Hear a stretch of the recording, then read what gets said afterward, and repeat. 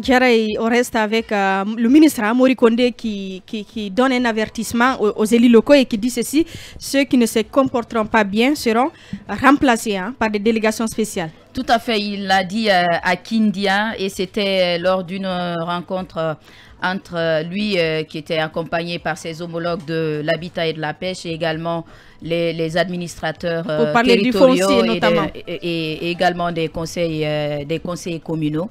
Et c'est à cette occasion qu'il leur a fait comprendre qu'il ne va pas céder face aux conseillers qui vont pas très bien se comporter, puisque dans la gestion, que s'ils se rendraient compte que dans leur gestion, ils font le bradage, il ne va pas les laisser faire. Donc, il leur a laissé comprendre que toutes les mairies qui vont lui soumettre le plan annuel d'investissement dans lequel il va se rendre compte qu'il y a un maire ou bien il y a son conseiller qui a essayé d'octroyer un marché par rapport à la construction d'une école. S'il se rend compte que le maire ou le conseiller en question, ce sont des investisseurs, donc dans l'intention de s'octroyer le marché, et que si dans la localité, il y a un besoin pressant, c'est un centre de santé qu'il faut construire. S'il s'en rend compte, il va justement renvoyer et le maire et le conseiller en question. Donc pour lui, tous ceux qui vont se comporter très bien vont rester là, mais tous ceux qui vont se comporter anormalement vont partir, parce que pour lui, leur mandat est arrivé à échéance. Donc il va pas trembler, il va pas hésiter, il va appliquer sa décision. Il sera sans état d'âme si on s'en tient à ses propres propos. Vous savez quand même que depuis l'avènement du CNRD le 5 septembre 2021, plusieurs conseils communaux du pays ont été, que ce soit en zone rurale ou urbaine, ont été quand même dissous. Donc, je pense que le CNRD tient à cette opération parce qu'il y a beaucoup qui ont été dissous, donc pour des faits présumés de détournement de deniers publics. Et vous le savez quand même que dans le pays, il y a plusieurs mairies, plusieurs conseils communaux qui sont quand même cités dans des affaires présumées de détournement de deniers publics. Donc, il va falloir que de ce côté, que les gens essayent de revoir la gestion par rapport à la collectivité, parce que sinon les conseils communaux du pays, tous les conseils communaux du pays pourraient être dissous, parce que justement le ministre Mori Kondé a quand même accentué son intervention là-dessus, même s'il fallait le faire dès l'avènement du CNRD, parce que nous avons vu que des institutions républicaines avaient été dissoutes dès l'arrivée du CNRD. Pourquoi pas les conseils communaux, puisque nous savons que leur mandat est arrivé à échéance. Khalil, ce n'est pas qu'un problème de gestion. Ce n'est pas qu'un problème de gestion. Ce qui est déplorable, c'est l'illégalité qui entache cette démarche du ministre. L'illégalité. Oui, l'illégalité, parce que maintenant, la dissolution des conseils communaux est à lumière du ministre de l'administration du territoire, ce qui est déplorable. J'aurais voulu qu'on parte sur la base de la légalité, à voir réellement est-ce que de façon légale, un conseil communal doit être dissous, est-ce qu'à la fin du mandat d'un conseil communal, il doit partir et qu'il y ait la mise en place d'une délégation spéciale. Mais le ministre part sur... Mais nous sommes dans une période d'exception. Non, période d'exception. Ça ne veut pas dire qu'il faut violer toute la loi. Non, les institutions républicaines ont été dissoutes. Pourquoi pas les conseils communaux dont les mandats sont arrivés à échéance? Non, période d'exception.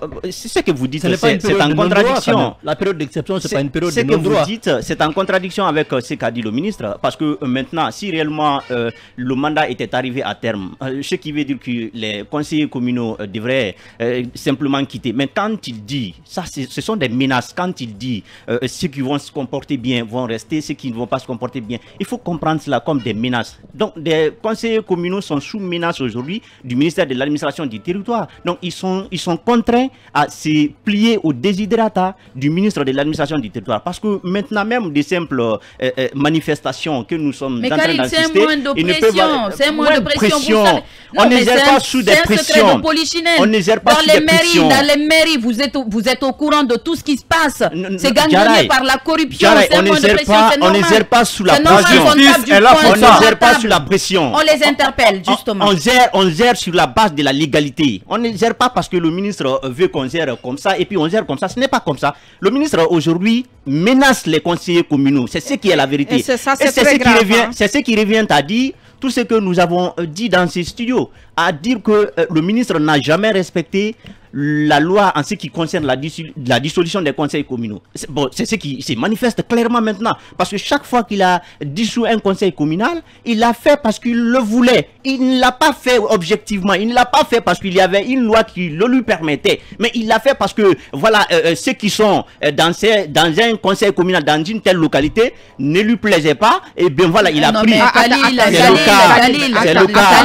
Je le dis. Il a quel intérêt à faire cela? Il a quel intérêt à faire cela? Non, mais c'est très grave quand même. Je dis cela, vous savez, si vous voulez respecter la loi, respectez la loi. Mais si vous ne voulez pas l'appliquer, vous voulez imposer votre dictat, et puis on va parler de cela. Mais Khalil, on ne peut pas non plus laisser les conseillers communaux se livrer à des pratiques qui ne sont pas saines. Attendez, vous savez, quand on parle des conseils communaux, il y a une loi qui régit bien le fonctionnement des conseils communaux. Mais pourquoi ne pas respecter cette loi? Vous avez cette loi qui prévoit par quelle manière on peut dissoudre un conseil communal. Quelles sont les causes de la dissolution d'un conseil communal? Vous avez également une loi qui prévoit quelles sont les causes de la mise en place d'un conseil communal. Mais pourquoi ne pas respecter cette loi? Donc si vous vous foutez de cette loi, vous voulez faire semblant d'agir dans la légalité alors que vous n'êtes pas dans la légalité, vous pensez que cela est normal? Je vais revenir sur la dissolution des conseils communaux. Mais la loi prévoit clairement le code des collectivités locales en ses articles 180 et 101. Le conseil communal ne peut être dissous que s'il fait l'objet de 3 suspensions. Je vous le dis, quel est le conseil communal qui a fait l'objet de 3 suspensions? Il n'y en a pas. Il n'y en a pas. Et la deuxième condition, le conseil communal peut être dissous si le tiers au moins des membres du conseil communal a été reconnu coupable à travers une décision de justice définitive. Est-ce qu'il y a un conseil communal où le tiers des membres a été reconnu coupable des infractions? Il n'y en a pas. Donc le ministre se lève un beau matin et puis dit tel conseil communal est dissous, tel conseil communal est dissous. Vous pensez que cela est un état normal? C'est cela un état normal? Et de l'autre côté, le mandat, l'article 88 prévoit clairement que le mandat des conseils communaux est 5 ans renouvelable. Donc quand les 5 ans arrivent, qu'est-ce que le ministre devrait faire?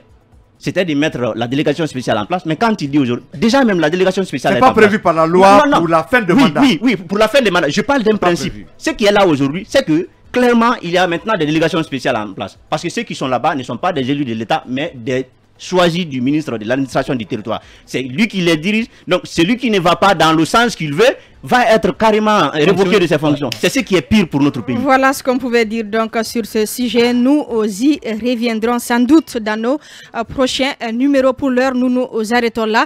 À venir, la reprise ce lundi du procès du massacre du 28 septembre après plus de 2 semaines de pause. À venir notamment l'intervention de Maître Pépé Antoine Lama et derrière Maître Amadou Desba. Nous parlerons également de la CRIEF avec le procureur Ali Touré qui souhaite une rallonge de délai au niveau des codes de procédure. Encore une fois, bienvenue.